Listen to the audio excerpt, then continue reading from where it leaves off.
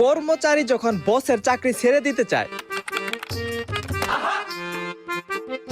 Sir হ্যাঁ বলো শাহেদ, কি বলবা? স্যার আমি আর আপনার চাকরি করুম না স্যার। হোয়াট দ্য আমার চাকরি করবা না মানে? কেন, কি হইছে? স্যার আপনি যে টাকা বেতন দেন ওইটা আমার পোষাইবো না। আরে বোকা, ভালো করে কাজ করো, তোমার প্রমোশন আমি দিব তো। প্রমোশন দরকার নেই স্যার, আমি আপনার থেকে বড় লোক এবার চাই স্যার। আরে বলো, তুই আমার থেকে বড় লোক হইতে পারবি, আমার এই কোম্পানিতে চাকরি করে হইতে পারবি। স্যার আপনি গাঞ্জা টাঞ্জা খাইছেন নাকি? আমার এমন একটা কোম্পানি দেন তো স্যার, যে কোম্পানিতে চাকরি করে মানুষ মালিকের তা বেশি বড় লোক হয়ে গেছে গা। মাইক্রোসফট। মাইক্রোসফট? ইয়েস, মাইক্রোসফট তৈরি করছিল 1975 সালে বিল গেটস।